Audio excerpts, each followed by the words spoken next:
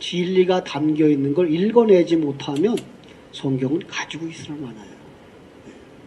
그래서 성경을 문자적으로 보면 안 돼요. 그리고 성경은 번역본을 한 서너 개쯤 가지고 있어야 되고요. 가능하면 외국어를 하나쯤 하셔야 돼요. 목사님 무슨 얘기를 하는 거예요 지금, 그죠? 그런데 제가 중국어로 성경을 보니까 그게 이해가 돼요. 우리는 한글 성경은 너무나 익숙해서 읽어버려요. 또 그걸 또 우리 한국 교회는 또 자랑 삼아가지고 1년에 몇 번 봤다, 몇 시간에 한 번 본다 이래가지고 성경을 휙휙휙 봐요. 그렇게 봐가지고는 성경 속에 있는 진의를 읽어낼 수가 없어요. 그런데 우리는 그렇게 성경 보면서 많이 봤어, 50독 했어, 100독 했어, 그거 자랑 삼아서 얘기하고 있어. 내용은 전혀 모르면서. 안타깝죠? 오늘도 이 노아 홍수의 사건들을 우리가 살펴보면서 노아 홍수의 사건을 뭘로 살펴야 돼요? 구원론으로 살펴야죠. 자, 이제 창세기 우리 새 얼굴이 한 두세 사람 보이니까 우리 사모님까지. 사모님 얼굴은 아시죠? 우리 부목사님 사모님. 요 앞에 계셔요. 구원론의 첫 번째 단락이 창세기 1장 1절부터 2장 3절까지예요. 그래서 7날, 그죠?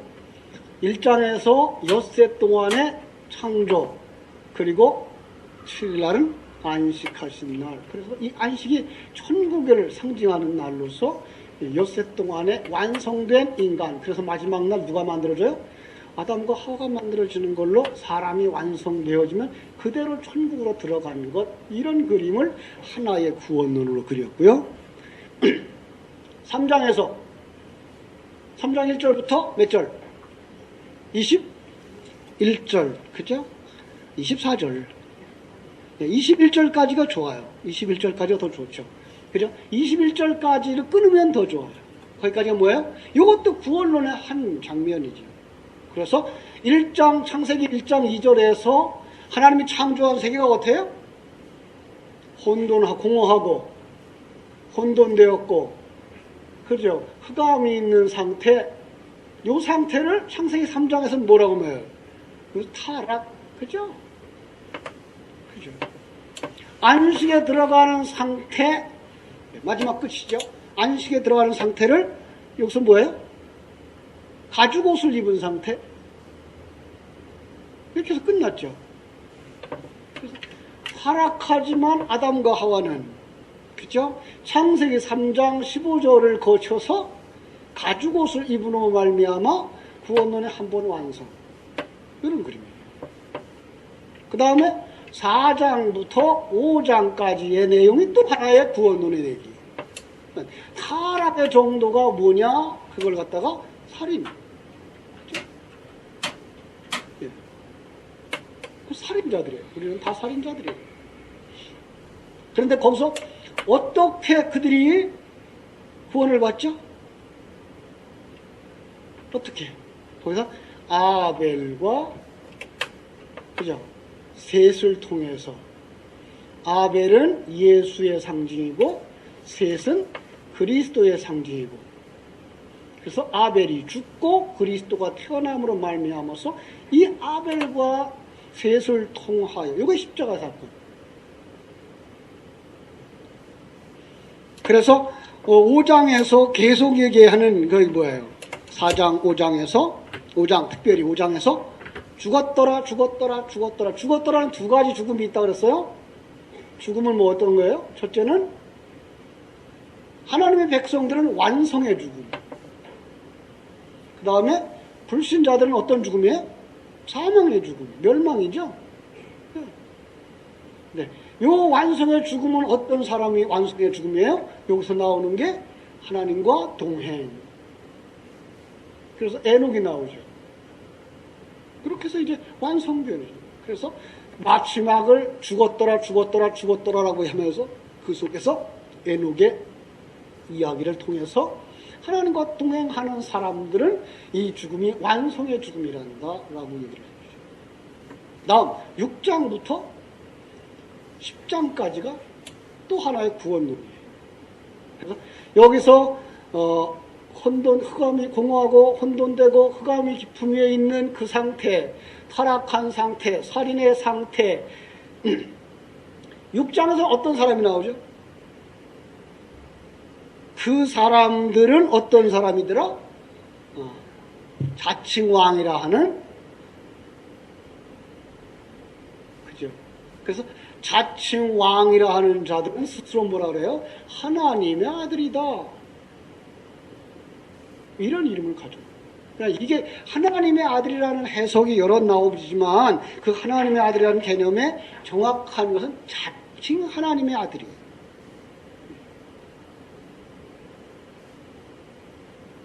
이 얘기를 할 때 그 전에 그런 얘기를 해줬죠. 이런 양의 비유를 하는데, 이런 양의 비유를 할 때 그들이 듣는 자들이 누구였다고요? 바리새인들과 서기관들이었어요. 그래서 회개할 것 없는 99마리의 양, 이렇게 나오는 거죠.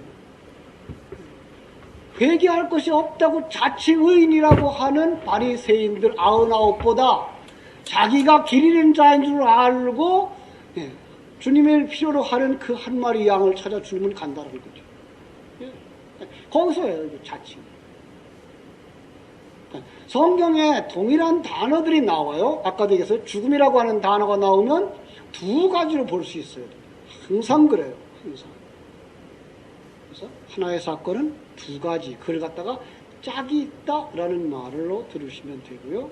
그래서 우리가 요한복음을 보면서 세상이라는 단어를 쓸 때도 그 세상은 어떤 세상이에요?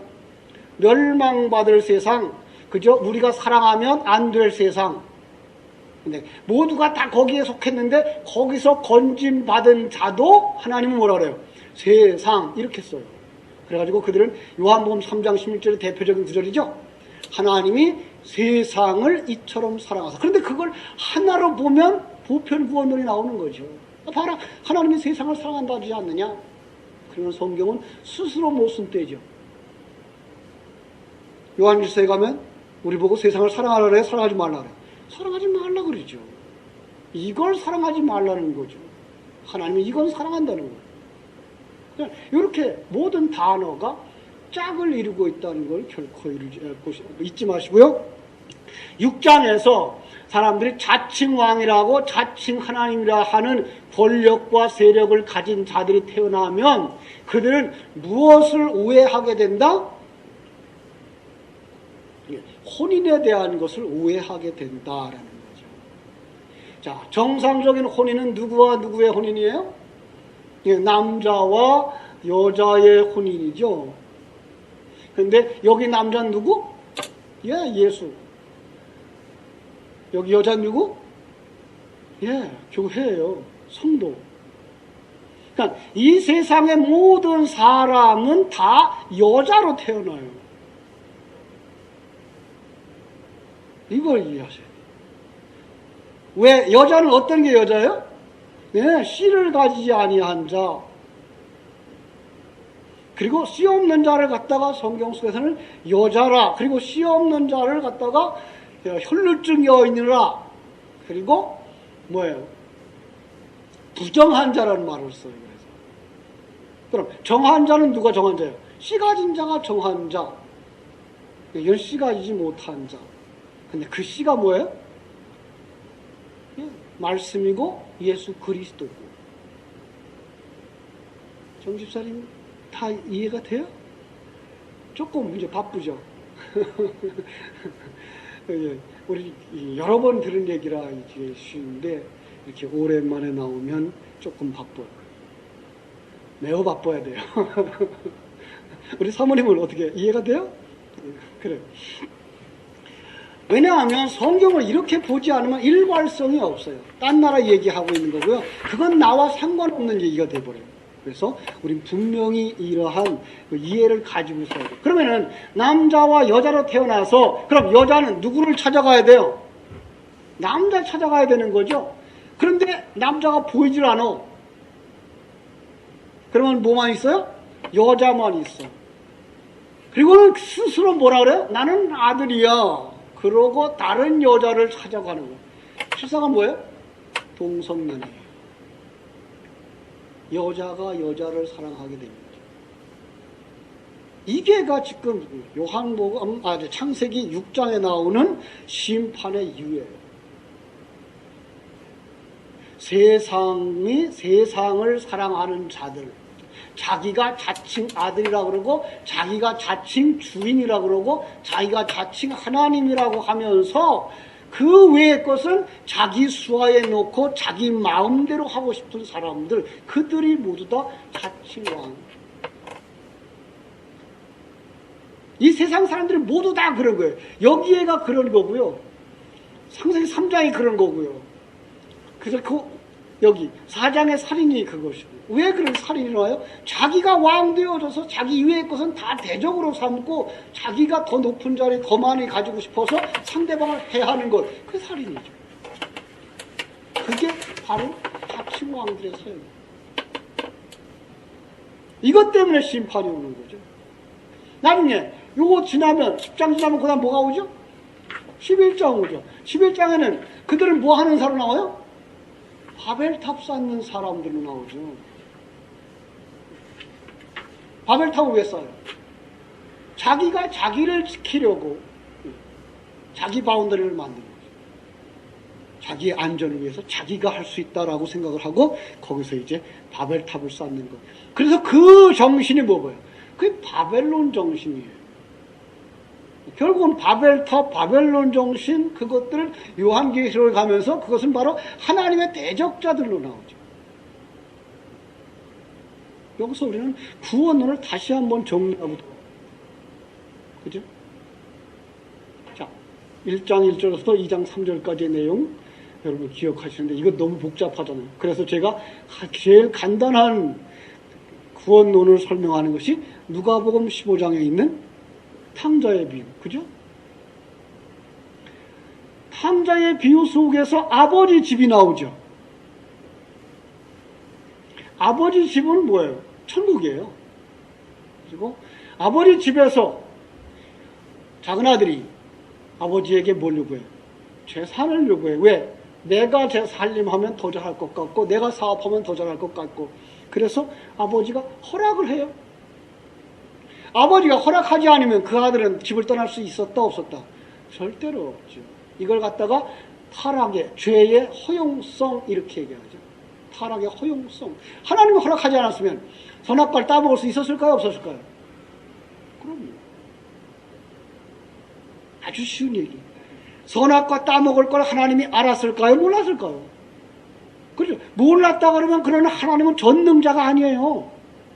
다 알아요. 그러면서도 허용을 하시는 거예요. 왜? 뭔가 배우고 오라고 여기서. 여기 어디예요? 이 세계. 그래서 이 세상을 어둠의 세상이라고 속한 거예요. 죄에 속한 세상. 그래서 여기다가 죄이라고 그냥 정의를 해버렸어요. 시공간에 있는 모든 자들은 죄인. 이들이 가지고 있는 사고도 죄. 가장 큰 죄는 뭐예요? 하나님 떠나 자기가 왕된 자들의 죄. 이게 탕자예요. 자기가 주인 되어야죠. 결국은 그걸 뭐예요? 있는 것까지 다 잃어버리고 마지막에 어떻게 돼요? 자기가 여기 가서 사는 거죠. 아주 그냥 살아버려요. 여기가 내 집이야 그러고 살아요. 그런데 눈을 떠 보니까 거기가 어디예요? 돼지우리까지. 여기가 세상이라고요.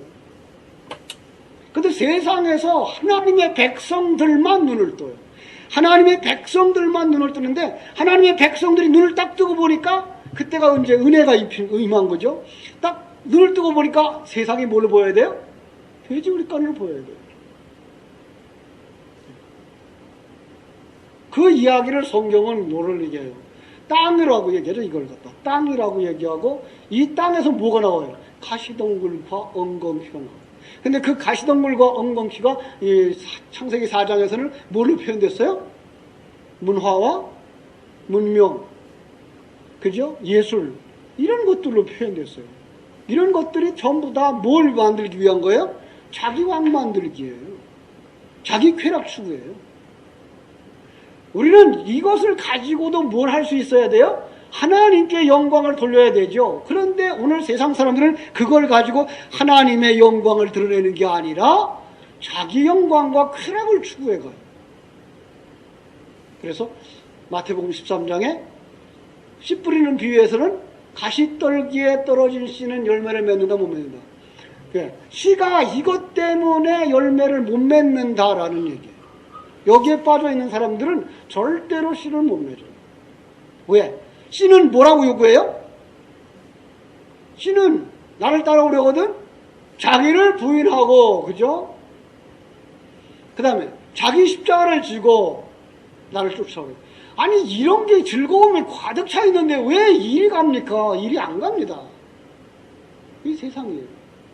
그래서 이쪽으로 가야만 뭐가 돼요? 텅 빈 그릇이 돼가지고 완성되어서 하나님 앞으로 가는 게 그게 열매인데 이걸 가질 않아요. 여기에 매력이 빠져서.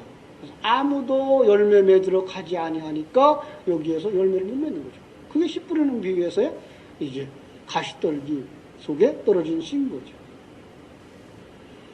가시떨기 말고 또 있죠. 몇 가지만 얘기해 볼까요? 길가. 길가는 어딜까요? 비슷한 길. 길은 길인데, 길은 아닌데 길인 것 같은 거. 예, 길.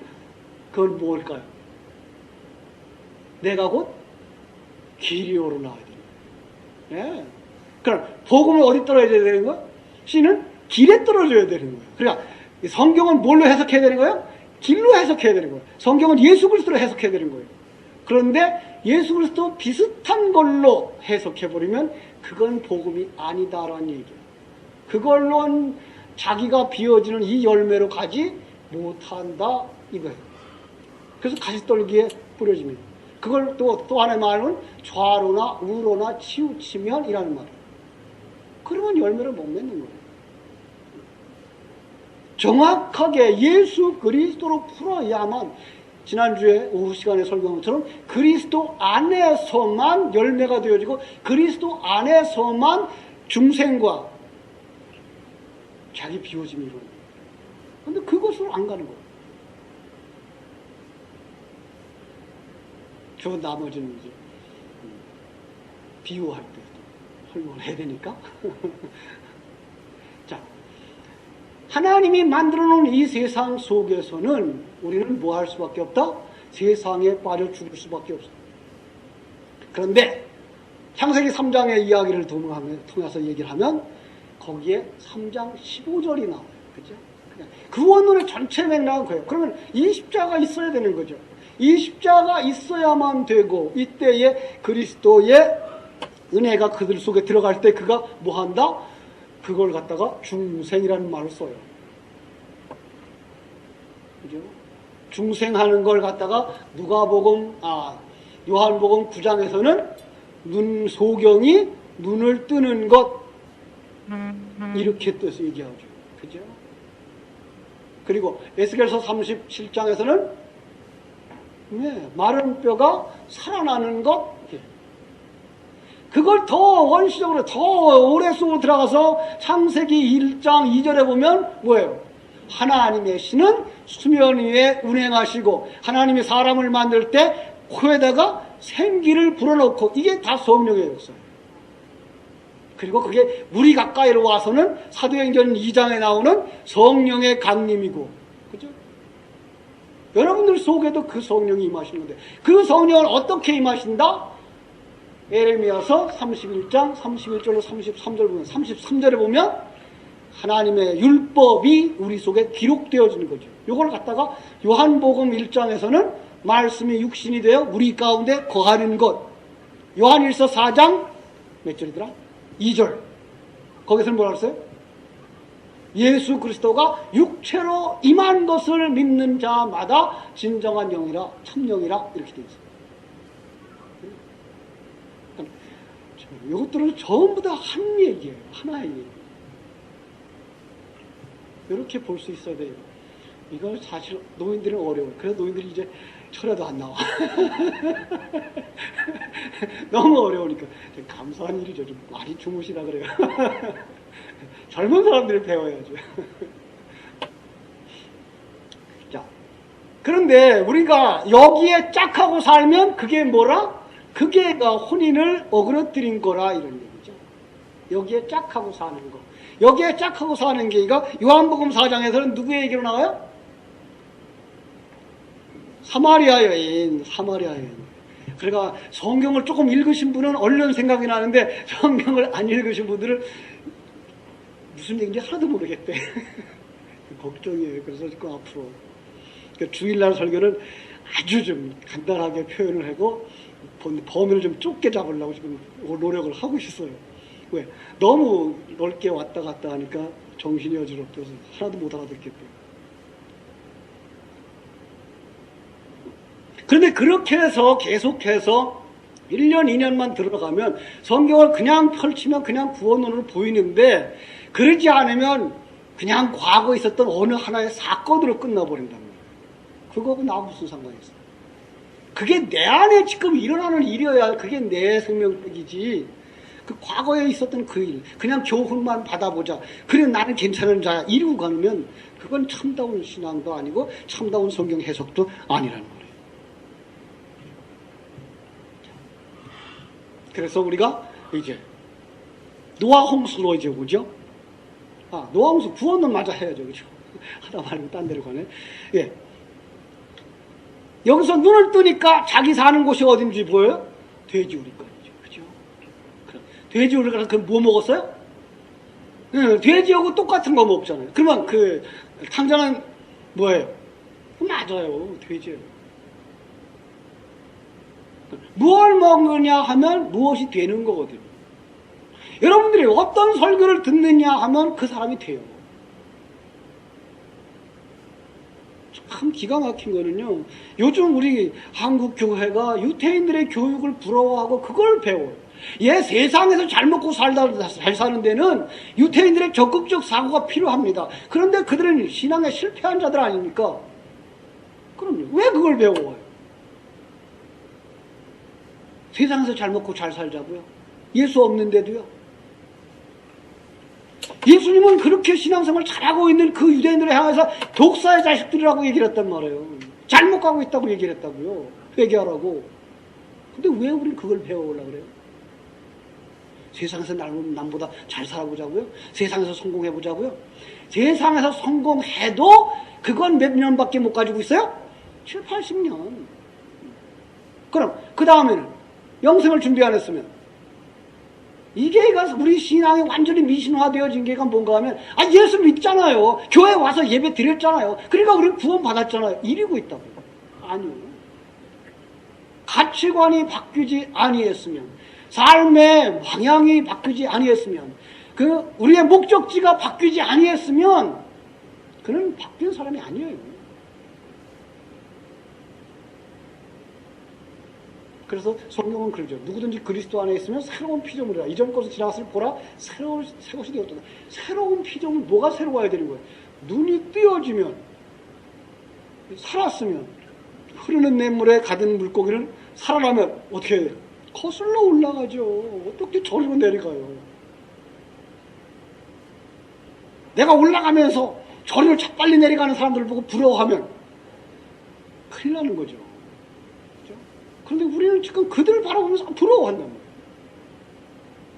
그런 분에게 제가 추천하는 성경, 시편 73편. 시편 73편이 어떤 내용일 것 같아요? 저 사람들 보니까 너무 잘 먹고 잘 살아. 사업도 잘 돼.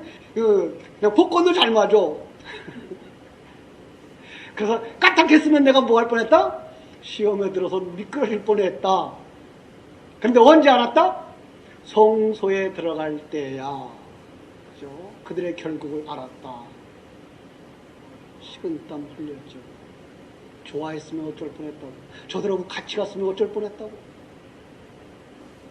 그런데 우리 지금 똑같은 주염 열매를 먹자고 그래요.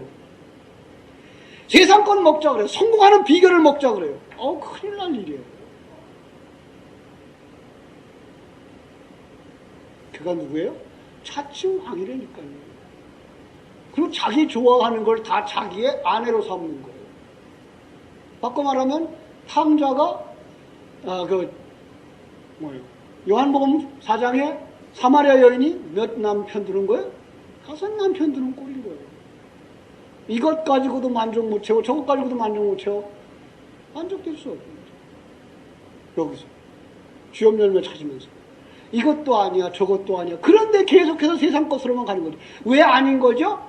그는 하나님의 딸이기 때문에 아닌 거예요. 하나님의 자식은 그 진정한 생명의 양식이 아니면 만족할 수가 없는 거죠. 세상 사람들은 세상 것 가지고 만족하지 못하고, 그래서 계속 그 소금물 마시는 사람들처럼 목마르다고 소금물 마시면 더 목마른 거죠. 거기서 눈 뜬 사람이 자기가 그 자리에 있어서는 안 되는 사람인 줄 알죠. 그 사람은 눈 뜨면 어디를 보게 돼 있어요? 아버지 집을 보게 돼 있죠. 아버지 집에 품꾼이, 양식이 풍족한 품꾼이 많은데, 나는 지금 그들만도 못하구나. 돌아가죠. 돌아가면 내 말을 죽어요. 유대인들의 법에 의하면, 아버지가 살아있는데 유산을 달라거나, 아버지가 아직 살아있는데 재산을 팔아가지고 나가면, 동네 사람들이 돌로 쳐 죽이게 돼 있어요. 이런 법에 의하면 그는 돌아가도 내 말을 죽어요. 죽어도 좋다고 가는 거예요. 아니, 죽으려고 가는 거죠. 야, 죽으려고 가는 얘기 생각납니까? 이게 하나님의 백성의 속성이라니까요. 한여름에 횃불을 들면 두 종류의 벌레들이 보여요. 한 종류는 횃불로 날아오는 벌레. 그죠? 한 종류는 바퀴벌레처럼 불만 보면 도망가는 벌레. 그죠? 도망가면 어디로 가요? 어두운 곳으로 가는 거예요. 그냥 어두운 곳으로 가는 거죠. 땅으로 들어가는 거예요. 하나님을 피해가는 거죠. 그런데 죽어도 좋습니다라고 죽음을 통과하여 살아나는 곳으로 오는 것이 하나님의 백성이에요. 하나님의 백성은 분명히 죽음을 통과해야 되는 거예요. 아까 얘기해서 이 죽음은 완성의 죽음이라고 해요. 그래서 하나님의 백성들에게 죽음을 요구해요. 하나님은 계속 죽음을 요구하죠. 아주 간단한 얘기가 어떤 얘기죠? 사람을 낚는 어부. 그죠? 어부가 물속에서 사람을 물고기를 낚아 올리면 그 시간부터 그 물고기는 죽는 거죠. 근데 그 죽는 것이 사는 거예요. 왜? 죽는 건 옛사람이고, 거기다가 새 사람의 생명을 하나님이 주시니까. 이것이 바로 사는 길이거든요. 그래서 불로 날아오는 거예요. 우리는 이 세상에서 행복을 추구하는 자들이 아니라 자기를 부인하고 자기 십자가를 지고 주를 쫓아를 원하는 자들로 사는 거예요. 그런데 그러하지 아니하고 자기가 왕 되려고 하고 자기가 남보다 커지려고 하면 어떻게 된다? 심판을 면치 못한다라는 거죠. 그런 거죠. 그래서 집으로 돌아가면 죽어요. 그런데 죽을까봐 누가 뛰어나오죠? 아버지가 뛰어나오죠. 결국은 아버지가 그를 얼싸안아요. 그러면 누가 죽은 거예요? 아버지가 죽은 거예요. 하나님이 죽은 거예요. 그게 예수의 죽은 거예요. 그래서 그 형이 불평을 할 때 아버지가 동생을 뭐라고 소개해요? 죽었다가 살아난 자요, 잃었다가 찾은 자라고 얘기하는 거죠. 언제 죽었어요? 예수 그리스도 안에서 죽은 거죠. 그래서 그는 장자의 상징인 가락지를 받는 거죠. 이게 구원 논리예요. 그럼 그걸 똑같이 가지고 이제 요한복음 6장으로 와서 설명을 해야 되는 거죠. 그죠? 이것도 구원 논리니까. 자칭왕, 혼인을 파기한 자들, 그리고 혼인을 파기하고 제멋대로 사는 사람들을 갖다가 성경은 음녀라고 해요. 결국은 요 또 다른 그림을 그리면 남자는 누구고? 예수고, 예수 떠난 모든 사람들, 하나님 떠난 모든 사람들은 다 뭐예요? 음녀예요. 우리의 옛사람이 바로 여기에 있는 거죠. 그리고 우리 옛사람은 하나님에게로 가려고 그런다, 안 가려고 그런다? 안 가려고 그래요. 하나님이 그렇게 호세아를 시켜서 찾아오고 또 찾아와도 아, 이 여자가 미쳤다고. 계속해서 떠나네. 계속해서 누구 좋다고? 세상만 좋다고. 세상만 좋다고. 우리 같으면 그냥 잘 먹고 잘 살아라 그럴 텐데 하나님은 그걸 끝까지 찾아가세요. 끝까지 찾아가세요. 끝까지 찾아가서 그 여자가 다 늙어 빠져가지고 기운도 하나도 없이 시장에 팔려 나왔을 그때에 돈을 얼마큼 가져갈게요? 얼마 가져가서 사왔어요?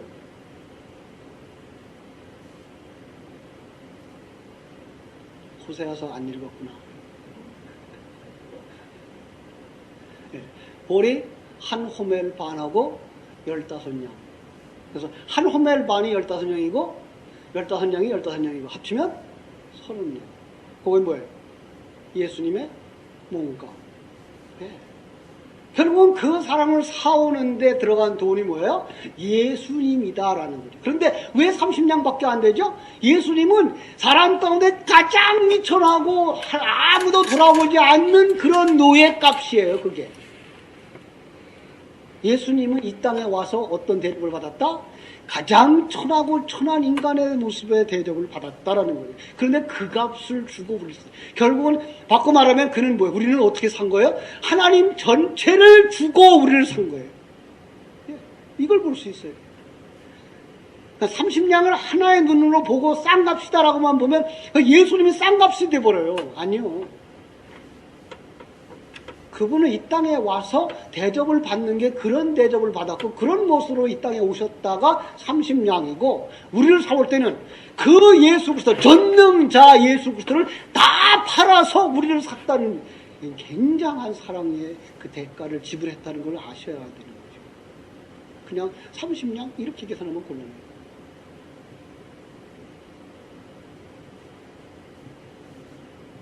자, 오늘 이러다가 이제 밤새워야 되는데 조금씩만 얘기를 합시다. 그래서 이제 하나님께서 그들을 구원하려고 이제 계획을 세웠죠. 그죠? 그들을 구원하려고 세운 계획. 6장부터 10장에서 어떻게 구원하죠? 방주를 짓죠. 그죠? 방주를 통해서. 그럼 요한복음 3장에서 타락과 구원 중간에 뭐가 들어가 있다고요? 나무. 십자가, 그죠? 나무 십자가죠? 거기가 3장 15절이라 그랬어요. 그럼 3장 15절이 방주예요. 예. 그리고 방주는 뭐로 짓는다? 나무예요. 나무 조금 더 비약적으로 하면 여기까지 갈 수 있어요. 그래서 성경 속에 대부분 어떤 특정적인 나무들이 나올 때는 이걸 상징하고 있어요. 마라의 쓴물을 반물 만든 거 뭐가 들어갔어요? 나무까지. 그렇죠? 그 다음에 예수님 십자가 주변의 여자들의 이름은 모두 다 마리아. 마리아의 근본은 어디예요? 예, 마라예요.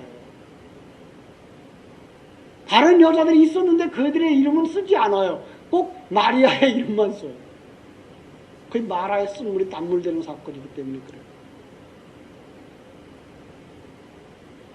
성경은 이렇게 연결되어져 있어요. 그래서 예표적이라고 얘기하고 의미적이라고 얘기하는데 그거를 초대교회에 썼다고요. 예표적 해석을.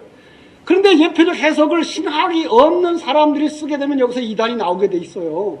위험해요. 상당히. 그래서 중세에 와서는 또 윤리도덕이 땅에 떨어지자 그들은 그 윤리도덕을 회복해야 된다고 생각했고 윤리도덕 회복하는 건 뭐밖에 없어요? 율법밖에 없어요. 그래서 문자적으로 해석하면 율법이 나와요. 그래서 문자적 해석을 강조하기 시작했고 그래서 예표적 해석 영해라고 하는 부분을 전부 다 묻어버렸죠. 그런데 문자적 해석을 하면 할수록 복음서도 변해서 뭐가 돼요? 율법서가 돼요. 그건 없어요. 지금 대부분의 교회들이 실수가 거기 있는 거죠. 뭐 하라 그래요? 이거 하십시오. 이거 하지 마십시오. 이거 하면 상 받습니다. 이거 하면 벌 받습니다. 이거 뭐예요? 율법이지요. 그럼 예수님 뭐 했어요? 구원받았는데, 예수를 통해서 구원받았는데, 예수가 완성했는데 몰라요. 그래서 요즘은 율법을 순종해야 된다라는 말을 살짝 바꿔서 하나님의 말씀에 순종해야 된다, 이렇게 바꿔 쓰고 있죠. 사실은 똑같아요. 그럼 율법 폐기야? 아니요, 율법 폐기 아니에요. 율법보다 우린 더 큰 하나님의 사랑의 법을 순종하고 살아요. 방주를 예비하죠. 자, 방주를 예비하고 그 방주를 가운데다 두고 앞뒤를 구분해 보겠습니다. 6장 5절.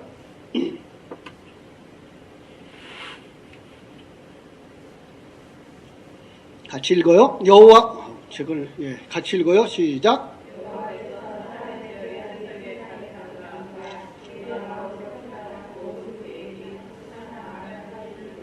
그 위에 사람 지으셨음을 한탄하사 마음에 근심하시고 어떻게 했다? 쓸어버리겠다. 그들이 지금 마음의 생각의 모든 계획이 항상 악하기 때문에 뭐한다? 쓸어버리겠다. 그런데 요 같은 노아의 사건 속에서 8장 21절을 한번 보겠습니다. 8장 21절. 여호와께서 그 향기를 받으시고 그 중심에 이르시되 내가 다시는 사람으로 말미암아 땅을 저주하지 아니하리니 이는 사람의 마음이 계획하는 바가 어려서부터 악함이라. 내가 전에 행한 것 같이 모든 생물을 다시 멸하지 아니하리라. 이상하잖아요. 그들이 왜 이제 심판하지 않겠다? 착해졌기 때문에? 아니, 여전히 악한데 심판하지 않겠대요. 이거 이상하잖아요. 근데 성경 속에는 곳곳에 이런 얘기들이 나와요. 이사야서에도 보면 하나님께서 포도원에 포도밭에 포도를 심어놓고 그들이 덜 포도를 맞기 때문에 저주해서 반드시 죽이겠다 그래놓고 한참 이제 성경 이사야서 뒤로 가보면 뭐라 그래요? 내가 지키겠다. 반드시 열매 맺게 하겠다 그래요. 아니, 왜 하나님 변덕이 그렇게 심하대요? 앞뒤에, 길지도 않아. 6장하고 8장, 응? 3장 사이에 하나님 마음이 변했어. 뭐 때문에 변했을까요? 이것 때문에 변했어요. 그럼 이쪽에 있는 사람이나 6장에 있는 사람이나 8장에 있는 사람들은 변했다, 안 변했다? 사람은 안 변해요. 근본은 그냥 있어요. 그런데 예수 그리스도의 은혜가 덮여져서 다시는 심판하지 않겠다. 이걸 갖다가 많은 사람들은 너무 국부적으로 봐가지고 물로는 심판하지 않겠다. 그래서 이제 앞으로는 이제 불로 심판할 거다. 이렇게만 보시는 거죠. 물 심판, 불 심판이 하나님 앞에서는 하나예요. 무슨 이게 계획이 있고 시간적인 차이가 있어요? 없어요. 근데 우리는 그냥 이해할 수가 없으니까 이제 그렇게 해서 이제는 물로는 심판하지 않겠다라는 말만 이제 강조하고 있는데 우리는 그런 부분에서 속지 말아야 되죠. 그렇죠? 그러니까 결국은 6장부터 9장까지의 쭉 이제 얘기인데 하나님께서 그 홍수의 속에서 놀라운 이야기를 또 하고 있는 거 몇 가지만 보고 오늘 마치겠습니다. 또 한 곳을 보죠. 거기에서 대조를 이루고 있는 것이 있어요. 7장에 보면 물이 나오죠. 그죠? 이제 심판이 나죠. 심판 7장 홍수가 오죠. 그죠? 자, 6절부터 12절까지 같이 읽어요. 시작. 홍수가 땅에 있을 때에 노아가 600세라 노아는 아들들과 아내와 며느리들과 홍수를 피하여 방주에 들어갔고 정결한 짐승과 부정한 짐승과 새와 땅에 기는 모든 것은 하나님이 노아에게 명하신 대로 암수 둘씩 노아에게 나와서 방주로 들어갔으니 7일 후에 홍수가 땅에 덮이니 노아가 600세대 되던 해 둘째 달 곧 그달 11의 날이라 그날에 큰 기품의 샘들이 터지며 하늘의 창문이 열려 40주야를 비가 땅에 쏟아졌더라. 자, 비는 어디로부터 온다? 그래, 하늘로부터 온다. 근데 땅에도 뭐가 있었다? 물들이 터졌다. 그럼 하늘에 있는 물과 땅에 있는 물, 뭐가 차이가 있어요? 어디서 본 그림 같으죠? 둘째 날. 예, 둘째 날 볼 수 있어요. 이렇게 놓고 딱 갈라놓으면 윗물과 아랫물을 만드신 하나님. 그죠? 자, 그때 제가 윗물과 아랫물을 뭘로 표현했죠? 윗물 역시 진리의 도라고 하는 말을 썼어요. 그죠? 그 다음에 여기도 뭐예요? 도가 있어요. 지상의 도는 철학이고 율법이에요. 그리고 하늘의 도는 진리예요. 진리의 영, 그게 그리스도의 영이고 성령이고 그게 진리예요. 예?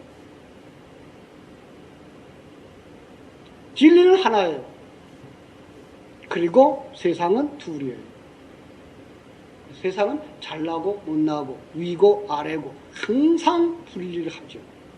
그걸 갖다 성경은 두 마음을 가진 자들, 그래서 그들에게는 응답을 받지 못한다라는 말을 하고 있는 거죠. 뭐예요? 세상의 것을 가지고 있는 자들에게 하늘나라의 것이 안 주어져요. 그건 모두 다 하나야. 하나님의 뜻 가운데서. 좀 어려워요. 차츰 이제 알게 될 부분인데.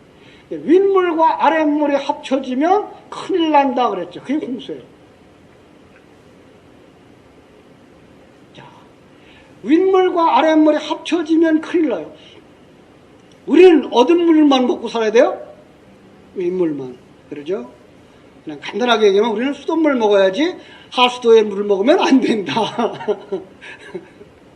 그죠? 아랫물 먹으면 안 돼요. 이게 썩은 물이에요. 망하는 물이에요. 그런데 오늘날 혼합주의들이 일어나서 교회가 혼합된 도를 전하고 있어요. 예수 그리스도라는 그릇에다가 뭘 담아가지고 오는가 하면은 아랫물을 담아가지고 와요. 이게 문제예요. 아랫물을 그릇에다가 윗물을 담아주셨는데 우리 거꾸로 보고 있다니까요. 그러니까 예수 그리스도 하나님이라고 하는 이름을 가지고서 그거에다가 뭐예요? 세상에 성공하는 방법들, 세상에 인격을 쌓는 것들 이렇게 나가고 있다. 엄청 큰일이에요. 망하는 게. 그런데 이 얘기를 듣기 좋아요. 이건 세상 것이니까 세상 사람들 듣기 좋죠. 이건 거듭나지 않은 사람들도 다 듣기 좋아해요. 그러면 텔레비전에 나와서 인기가 높은 사람들의 설교는 다 여기에 있어요. 여기 진리의 것 없어요. 진리의 것을 설교하면 시청률이 높아질까요? 떨어질까요? 안 나오죠. 시청률이. 안 보죠. 누구만 봐요? 거듭난 사람만 보거든요.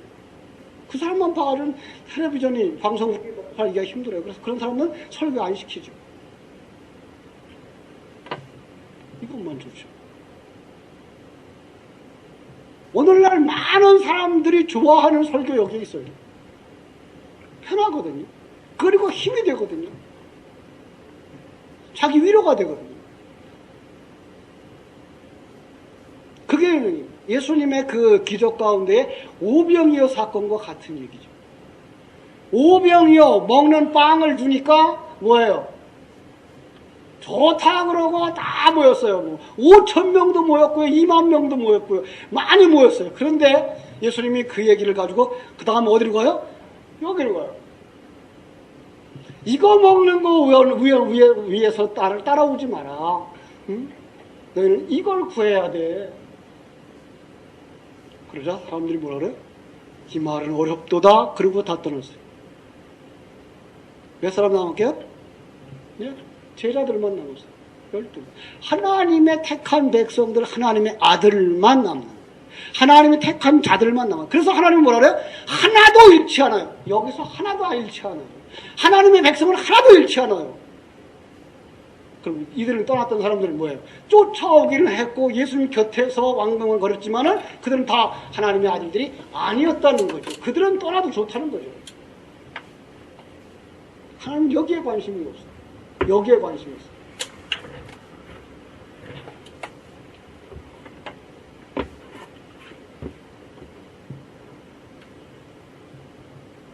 자, 그래서 이 세상에 물이 지금 쏟아져요. 얼마 동안 물이 쏟아졌어요?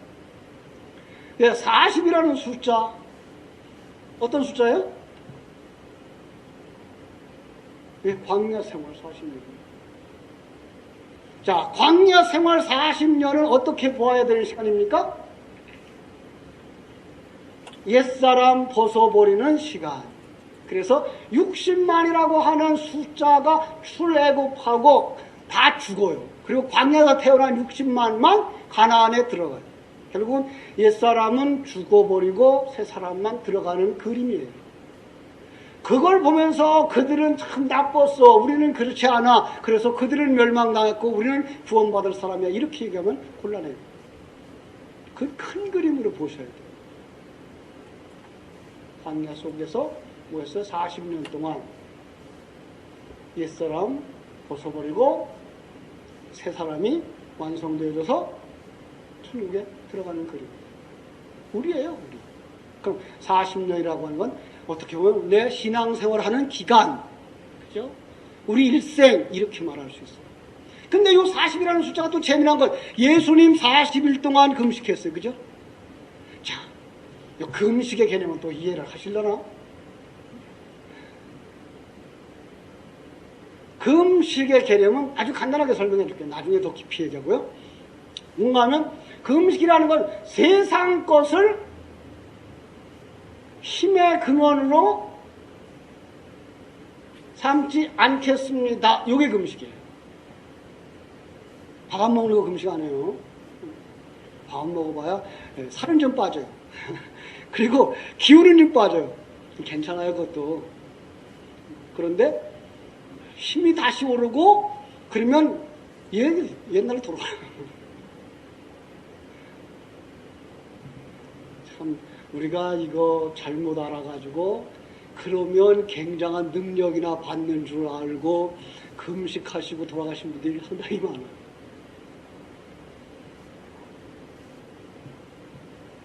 (40일) 금식. 하나님의 능력으로 기적같이 40일 금식했어. 그리고 찹쌀떡 가지고선 잔치하고선 잡수고 돌아가셨죠. 여러 번 그랬어요. 우리 장모님도 돌아가실 뻔했죠. 모르고선 시루떡 해가지고 잔치를 했어요. 그 다음 날부터 또 금식을 해. 또 40일 또 했어요. 견디지 못하니까 속이 아파서. 그때 안 돌아가신 게 기적이에요.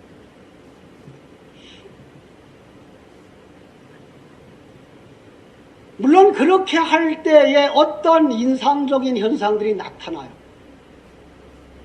과연 하나님께서 온 걸까라는 건 더 두고 봐야 합니다. 그래가지고 우리 장모님 뭐 병 고치는 은사도 있었고 그 사람의 예언도 해주었고 우리 결혼 전이에요. 우리 옆집에 있는 무당도 그걸 하더라고. 예언하고 점치는 거 잘 맞춰요. 특별히 과거의 일은 더 잘 맞춰요. 그걸 하나님께로부터 온 걸까요? 하나님은 지금 안 보여줘요. 왜 안 보여줄까요? 믿음으로 살라고. 예. 성경을 통해서 믿음으로 살라고 그러지, 다 보여주는 거 찝어주는 대로 가면 그게 믿음이에요? 실제로 가는 거예요? 그건 실제예요. 믿음 아니에요. 그런데 얼마나 많은 사람들이 그걸 듣고 싶어서, 나도 목회 초년 때에는 그걸 듣고 싶어서 산으로 댕기고 기도원으로 댕기고 신령하다는 권사님 찾아댕기고 했거든요. 안 보여요. 너무 거기 쫓아다니죠. 거기 쫓아다닐 바에야 철야를 더 나오셔서 성경을 더 많이 살펴보세요. 구원론적인 관점에서. 제가 여러분들에게 장담하고 할 수 있는 얘기가 있는데 바로 그것이 영안이 열리는 문제, 영안의 문제. 영역이 있다라고 하는 사람들, 그 영안이라고 하는 얘기를 볼 때 그 사람이 뭘 가지고 보면 영안이 있느냐를 보면 돼요. 자, 이 백보드가 전부 다 영의 세계예요. 그리고 여기에 까맣게 붙은 요거가 역사예요. 이렇게 볼 수 있으면 이 사람이 영의 눈이 열린 사람이에요. 여기가 역사의 시작이고 여기가 역사가 끝이고, 내 인생 하나님께서 여기서 보내주시고 내 인생 크기다가 은혜 입혀주셔서 완성시켜 데려가는 거, 하나님의 백성들을 시작해서부터 마지막 한 사람까지 다 완성하면 이 세상은 지워버릴 거, 이걸 보는 사람이 영안이 있는 사람인 거, 이렇게 해석할 수 있는 사람이 영역 있는 사람. 다른 거 보지 마세요. 다른 건 무당들도 해요. 근데 이건 하나님의 안목이 있는 사람만.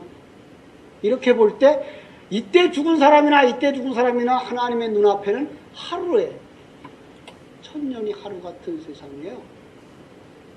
이렇게 와서 이걸 이제 나중에 이제 시비가 이제 걸릴 문제가 하나 있는데 뭔가 하면 종말론의 문제들이죠. 기다렸다가 어느 날 예수님 재림하시고 인간들이 다 만나서 한꺼번에 구원이 될 거냐, 아니면 이때 난 사람들 이때 바로바로 들어가는 거지, 이 날이 하루인데 왜 어디서 시간표를 기다리고 있냐, 낙원이라고 하는 세상이 어디에 공간이 있느냐라는 개념을 가지고 우리는 이제 갈등하게 되죠. 사실은 여러분, 말세는 여러분들이 이 세상 떠나는 날이에요. 그 다음에 남은 시간이 남았든 안 남았든 당신하고 무슨 상관이 있느냐고. 예수님 그랬는데 오늘 내가 나와 함께 낙원에 있으리라. 그렇죠? 그럼 중요한 건 이 다음에 어느 때에 예수님 재림하시고 이 다음에 어느 때에 심판이 오고 그런 거 생각하지 마세요.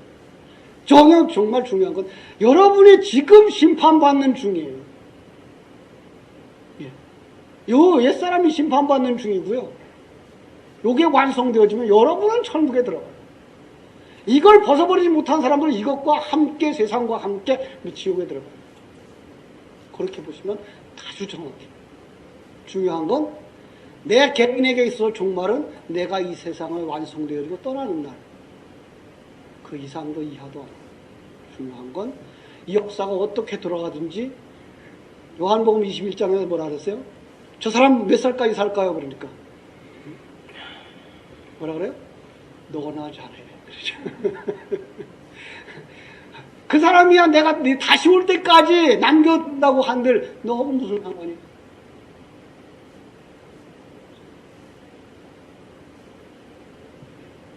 여기서 우리는 영의 세계에 딱 들어가고 나면 시간표가 없어요. 시간표가 없어요. 이게 모두가 하루예요. 전에 그 나일강에 관한 얘기를 했죠. 그죠? 나일강이 얼마나 길어요? 아주 길어요. 아주 길어요. 첫째 날 보트가 하나 떠났어요. 요트가 하나 떠났어요. 경기를 하는데 여기만큼 왔어요. 그리고 둘째 날 떠났어요. 셋째 날 떠났는데 이게 하도 멀다 보니까 이렇게 드문드문 있어요. 3일 만에 떠났는데, 그런데 우주에 올라가서 하루 높이 올라가서 내려다보면 하루예요. 한눈에 보여요. 여기 간 사람, 여기 간 사람, 여기 간 사람 한눈에 보여요. 영의 세계에 들어가면 1000년 전에 간 사람, 500년 전에 간 사람, 오늘 간 사람 한눈에 내려보여 보이는 거죠. 그게 왜 시간표가 필요해요?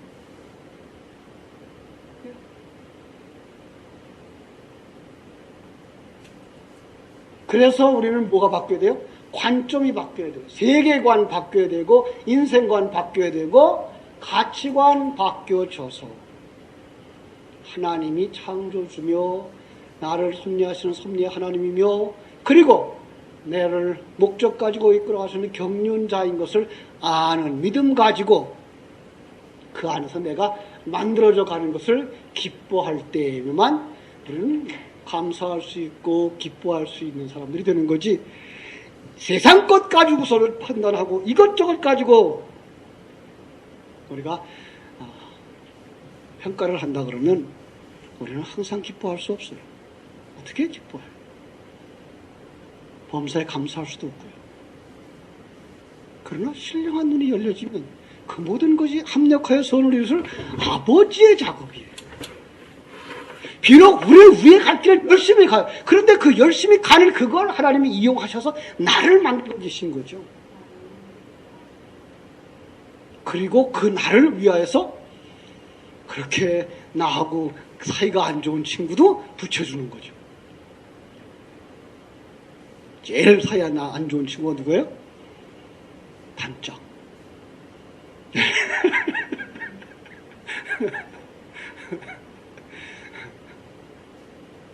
그 다음에 또 하나 있죠. 근데 그걸 통해서 누구를 만드는 거예요? 나를 만드시는 거예요.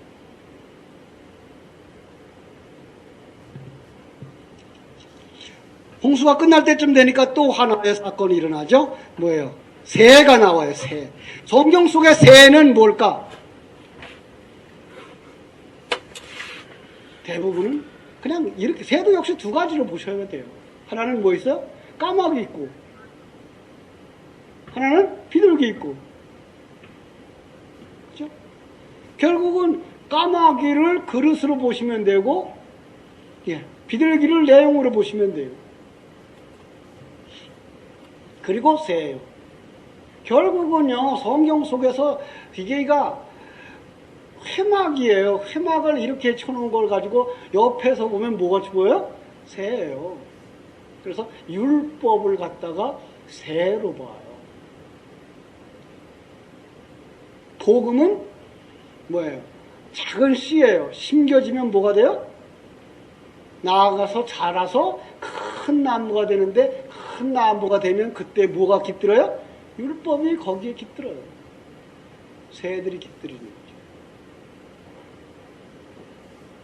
그런데 그 새를 바로 겉모습만 보면 까마귀예요. 뭐예요? 자기의 유익만을 위해서 존재하죠. 자기만 살겠다고 존재하는 거죠. 비둘기는 그렇지 않아요. 우리에게 새 생명의 소식을 전해주는 것이죠. 그렇죠? 또 하나의 여기 대조가 있어요. 20절, 8장 20절 보면 거기서 이제 방주에서 나와가지고 제물을 드려요. 거기서 동물이 나오죠. 동물이 두 종류가 나와요. 한 종류는 정한 것 나오고 한 종류는 부정한 것 나와요. 그런데 놀라운 건 제물로 하나님께 드려지는 건 어떤 거예요? 정한 걸 들어서 정한 개가 죽어서 누굴 살려요? 부정한 걸 살려요. 이런 그림이에요. 이 그림이 보이실라나? 정한 건 누굴까요? 예수 그리스도죠. 부정한 건 우리죠. 네.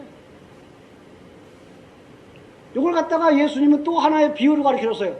요나의 비유. 그죠? 그러니까 이적을 보여달라고 하고 표적을 보여달라고 하는 사람들에게 예수님 뭐라 그래요? 무엇밖에 보여줄 게 없다고요? 요나의 표적밖에 보여줄 게 없다 그래. 요나의 표적은 뭐예요? 요나가 물에 빠져 죽자 배에 있는 사람이 살고, 요나가 물에 빠져 죽었다 다시 살아나니까 어디가 살아나요? 니느웨 백성이 사는 그림이에요. 이 그림이에요. 그림 참 크고 간단하게 그리죠. 그죠? 사실 성경은 그렇게 간단해요. 그리고 간단한데 그게 연결되어져서 풍성해지고 아주 풍성해져서 우리의 구원이 얼마나 큰 건지를 보여주고, 하나님의 은혜와 사랑이 얼마나 큰 건지를 보여주는 게 바로 성경 속에 있는 진리예요. 그런데 그걸 보지 못하면 성경책은 우리에게 요거 해라 저거 하지 마라 채찍질하는 그냥 칼이에요. 칼. 도마 위에 있는 칼. 우리를 계속 난도질하는 거예요. 우리는 어디로 갈까요? 진리를 보시고 진리 속에 하나님의 크신 전능자 그 하나님, 그 앞에 있는 먼지 같은 나, 그런 죄덩어리, 이 죄덩어리를 구원하시기 위해서 십자가 지셨을 때 그 큰 하나님과 내 앞에 서 있는 십자가가 얼마나 큰 건지 보여지고, 그 은혜를 인해서 우리가 어디로 가요? 십자가 지고 사는 삶으로 가는 거죠. 그죠? 이게가 노아의 방주 속에서도 보이셔야 돼요. 그래야 우리는 완전한 구원론을 그려낼 수가 있어요.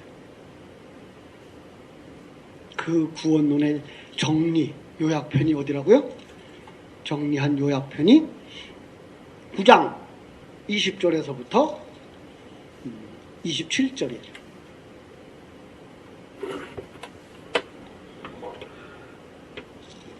9장 20절에서 27절 무슨 내용일까요? 이 노아가 거기서 나와서 제사도 드리고 또 이제 농사를 짓더니 또 어떤 일이 일어나요? 홍수 이전의 상태로 그대로 돌아갔어요. 인간은 거기서 거기다예요. 구원 받았는데도 꼬라지가 그거예요. 그랬더니 거기서 두 종류의 또 사람이 나와요. 그죠? 한 종류는 나팔 부는 사람들. 그게 함이죠. 남의 것을 덮어줄 줄 모르고 계속 나팔 부는 사람들. 누구예요? 저주받을 사람들이죠. 은혜를 모르는 사람들이죠. 그런데 거기 두 사람은 어떤 사람은 나와요? 옷을 가져다가 덮어줘. 그게 무슨 말인가 하면, 너희들은 구원받은 자들은 뭘로 덮은 거야? 뭐로 구원된 거예요? 덮어주는 하나님의 은혜로 된 거야를 요약해서 가르쳐줍니다. 그러니까 6장부터 10장까지의 전체적인 내용, 그 전체적인 내용을 이렇게 한 단락으로 그래서 요약해서 구원을 설명해 줍니다. 우리는 우리의 행함으로 하나도 구원될 수 없다. 그리고 구원받은 자는 어떻게 해야 된다? 1만 달란트 빚진 자가 탕감받았으면 어떻게 된다? 100데나리온은 사면해 줘라. 너도 그렇게 탕감받은 자니까 이 삶을 살아야 되는데 그러하지 못하고 그것 잡아다가 옥에 넣어버리고, 그죠? 평가해버리고 심판해버리고 그러면 뭔다? 너는 은혜를 모르는 자다. 그러면 너도 어디 사람이다? 지옥 사람이다. 너도 세상에 속한 사람이다. 그래서 하나님을 버린다. 그 얘기를 이제 하는 거죠. 우리는 어떻게 돼요? 자기의 허물이 더 큰 걸 보는 사람들. 예. 그래서 바울 사도는 계속해서 자기의 표현이 험악해지죠. 처음에는 사도 중에 제일 작은 자 그래요. 그 다음에는 신자들 가운데 제일 작은 자. 나는 죄인. 그 다음에는 죄인 중에 괴수. 죄인 중에 괴수가 누구예요? 야, 나는 대빵이야. 사단이에요, 사단. 네. 어떤 사단이에요? 하나님의 의견에 대해서 대적하고 내중심적이고 나를 위해 사는 자야. 그걸 갖다가, 그런데도 불구하고 뭐예요? 로마서 7장이 보면 그걸 갖다가 사망의 몸이라 이렇게 표현해서 썩어지고 있는 자기 속의 옛사람을 보면서 누가 이 사망의 몸에서 나를 건져내랴 라는 말을 하고 바로 돌이켜서 하나님을 찬송하죠. 이게 이렇게 죽을 수밖에 없고 괴로운데 머지않아 하나님은 나를 자유케 하실 거구나. 하나님이 시작한 일이시니까 하나님이 완성해 주시겠구나. 그는 찬양을 받을 것이다. 그래서 하나님께 찬송을 하는 거죠. 이게 성도들이에요. 우리는 정말 남에 대해서 평가할 수 있는 시간이 없어요. 여력이 없어요. 나 자신만 봐도 견딜 수가 없어요. 그리고 또 하나, 주님의 십자가 앞에서. 그러니까 설교는 뭘 해줘야 돼요? 성도들로 하여금 자기 죄를 보게 해줘야 돼요. 먼저. 그 다음에 그들에게 또 뭐 해야 돼요? 은혜의 복음이 선포되어야 되죠. 그럼에도 불구하고 하나님은 당신들을 붙잡고 있다. 완성시켜 갈 거다. 예, 그 하나님을 믿어라. 그는 전능자다. 시작한 일이니까 절대 실패하지 않는다. 한 사람도 잃지 않는다. 덮어주는 하나님을 믿대. 이 밤에도 그 은혜를 깊이 깨닫고 감사한 마음으로 편안히 주무시기를